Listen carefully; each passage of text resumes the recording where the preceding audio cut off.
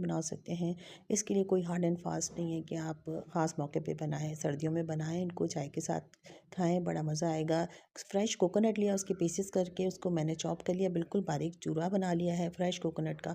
इससे पता है आपकी टिक्कियाँ बड़ी ज़बरदस्त बहुत मज़ेदार बनती हैं। जो ऑयल होता है ना, कोकोनट ऑयल जो फ्रेश कोकोनट के अंदर होता है, वो टिक्कियों के अंदर उसका टेस्ट आता है। साथ साथ हमने थोड़ा सा ड्राई कोकोनट का पाउडर भी इसके अंदर डाल दिया। तो एक पूरा मैंने फ्रेश कोकोनट लिया था, उसके पीसेस करके उसको मैंने चॉप कर लिया।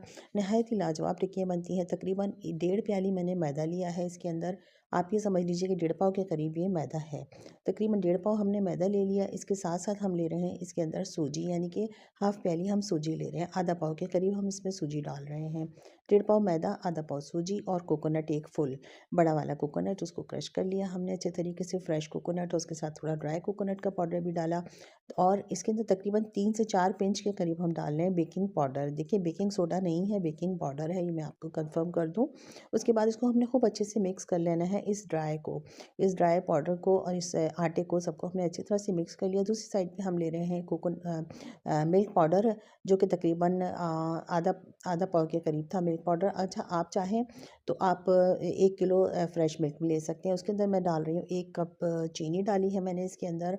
और बस इसको पकने के लिए रख देंगे। चीनी है और मिल्क पाउडर है, इसको अच्छे तरीके से हमने घोल लिया है। मैंने आपको फिर बताना चाह रही थी कि इसमें आप फ्रेश दूध भी डाल सकते हैं 1 किलो के करीब। ठीक है, इसको हमने अपने पकने के लिए रख दिया है, चूल्हे पे पकने के लिए रख देंगे। खूब अच्छे से ये पकने लगेगा। जब ये गाढ़ा हो जाएगा, यानी कि पक के आधा रह जाएगा, तो इसको फिर ठंडा कर लेना है थोड़ा। दूसरी साइड पे जो मैंने कोकोनट ड्राई रोस्ट जो कोकोनट ड्राई जो मैंने पाउडर बनाया था, उसमें मैंने इलायचियाँ भी डाली थी, छोटी इलायची, वो भी उसका भी पाउडर डाला था। ये ठंडा हो गया तो इसके अंदर मैं घी डाल रही हूँ। तकरीबन आधे प्याली के करीब इसके अंदर मैंने घी डाल दिया है और इसको अच्छे से इसमें मिक्स कर रही हूँ ताकि ये थोड़ा मेल्ट हो जाए घी।